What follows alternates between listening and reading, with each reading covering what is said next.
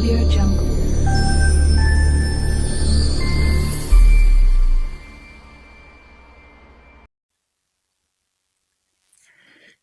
Hey everyone, welcome back to Cowboys Ruling Shed and Diaries.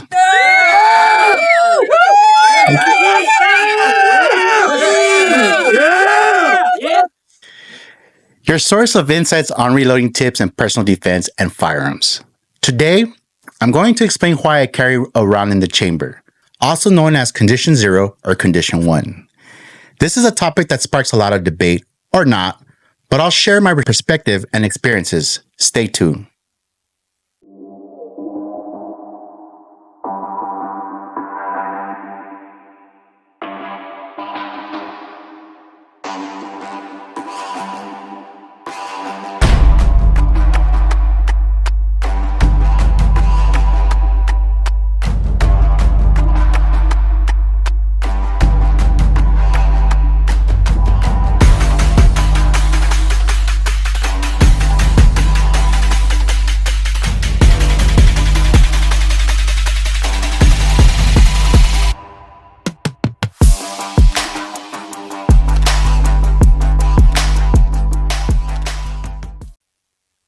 Let's dive right into it.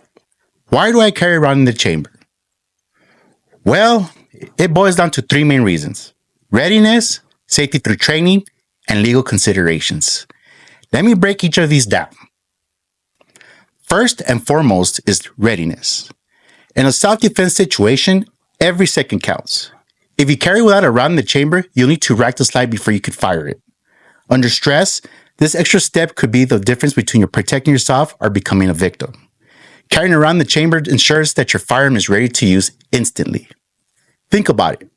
In a high-stress situation, your fine motor skills diminish. Racking the slide isn't just slower, it could also be more difficult when your adrenaline is pumping. Having a round in the chamber eliminates the step and gives you a critical edge. Also, being ready in self-defense with the firearm involves a combination of mental, physical preparedness and effectively respond to a threat. Let me set up a scenario. In a quiet, dimly lit parking garage late at night, the protagonist, Alex, is walking towards his car after a long day at work. The area is mostly deserted. It's a typical evening for Alex, finishing up work and heading to his car in a seemingly safe parking lot. But tonight, danger's lurking. As Alex approaches his car, it suddenly emerges from behind a nearby pillar, brandishing a knife and closing in quickly. Out of nowhere, an assailant appears wielding the knife. Alex's heart races and he realizes he's in immediate danger. Alex reaches for his concealed carry firearm, but it's not chambered. The panic sits and as he struggles to rack the slide under pressure. In the heat of the moment, with adrenaline surging, Alex attempts to draw his firearm and chamber a round. This process, which takes mere seconds in practice, now feels like an eternity. The assailant now is just a few feet away, lunges at Alex with a knife. The stress and urgency makes the fine motor task of racking the slide much more difficult. Research and law enforcement training often refers to the Kruger drill, which indicates that an attacker with a knife can cover a distance of 21 feet, stab someone in approximately 1.5 to 2 seconds. This is an example of how quickly an assailant can close the distance and attack, understanding the potential speed and danger of such situations. In a controlled environment, a skilled individual can draw it and stab in less than a second. It's crucial to remember that these scenarios are highly variable and dependent of numerous factors, including the attacker's proficiency and the victim's level of awareness. Let's break down the timeline. Under ideal conditions, racking the slide can take 1 to 2 seconds, but under stress, this time can increase dramatically. 1 second in, Alex is just beginning to rack the slide. At 2 seconds, the round is chambered, but the assailant is not almost within striking distance. The assailant knife is now just inches from Alex. Alex finally aims his firearm. In a real-life assault, these 2 seconds can feel like an eternity. It could mean the difference between life and death. Under stress, the time it takes to rack the round could increase to shaking hands, loss of motor skills, and sheer panic. Every fraction of the second counts. But the time Alex is ready to fire, the threat is dangerously close. This demonstrates why having a round ready chamber can be crucial in self-defense situation. Every second counts. So, have your head on a swivel and stay frosty. The scenario highlights the critical time loss when needing to rack the round under stress of an immediate threat, emphasizing the importance of being ready and prepared in a self-defense situation. So what I want to do is I want to make a quick visual on why I also carry one in the chamber. The first example is going to be not carrying in the chamber. Sometimes when threats happen, it's not always 21 feet and beyond, okay? Sometimes it's really personal. It's within 4 feet to 2 feet to a foot. So let's do a quick, say somebody's approaching you, okay? So what I try to do, okay, first of all, I'm usually on my defensive stance. Now, not all the time we're gonna be able to be on our stance, okay? Sometimes things happen so quick that you're not even ready for it. Okay, say, let's give an example that you're ready for it. You're talking to a person who's getting very combative. So what I like to do is I like to be in my defensive stance, okay? Usually my hands are in front of me, okay? When I'm speaking to somebody, I try to talk with my hands, or, play with the pen, just to keep my hands here in your working area. It's what you call your working area, okay? You're already staged up. The way I like to carry is an appendix. Believe it or not, yes, I'm a big guy. I could carry an appendix. I made it work. A good way to carry. So a quick example, you have this person. He's already been combative with you. You already know he's getting aggressive to you. So my thing is, you're trying to escalate, okay? Sometimes maybe it's not that. Maybe he's trying to rob me.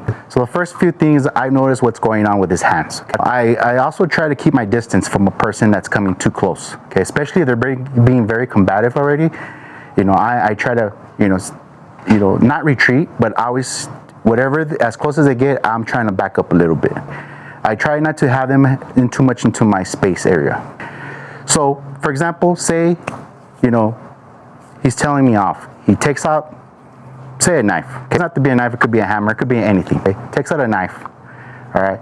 Usually when people are going to assault someone with a knife, it's usually not really over the hand kind of deal, okay? It's usually a shank, a quick shank right there, okay? Trying to get you in your vitals, okay? So when I'm on my defensive stance, okay, I have my weak hand ready to go. Okay, and that is for if he strikes, what I'm trying to do is I'm trying to block it or deflect it. If my weapon is not chambered, and that's the first thing he does, he's already 1 foot on me already, and he starts trying to stab me.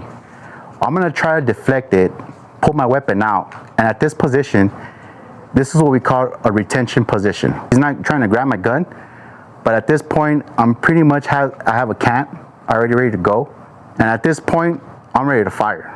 Okay, so I block, deflect, and then I pull the trigger and nothing happens. I would literally have to grab my slide and cycle it. Getting ready, have one in the chamber, ready to go. By that time, it's too late. He either already has me, stab me in the eye, or in the skull, or anything, and I'm pretty much, I'm done. By the way, weapon's clear, okay? Before you guys start saying, you didn't clear your weapon, and what are you doing? So now let's say that I do have a round in the chamber. Same scenario. Guy's here talking, I'm here in my defensive stance. He comes up to me, I'm trying to, back up a little bit. He strikes. With my weak hand, I block or deflect. With my strong side, same thing. I'm already here.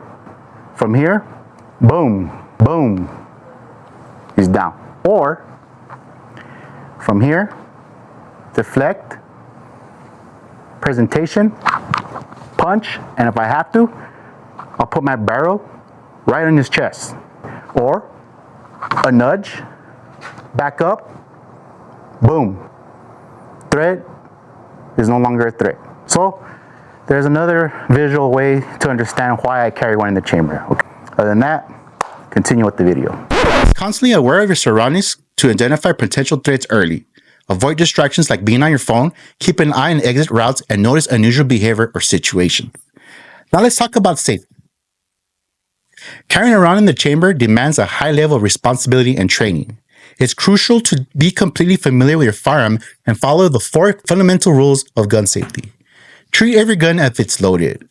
Never point at anything that aren't willing to destroy it. Keep your finger off the trigger until you're ready to shoot, and be sure for your target and what's beyond it. Carrying with a round in the chamber requires rigorous training and commitment to safety. With proper education and practice, you can handle your firearm safely and effectively, minimizing the risk of accidental discharge.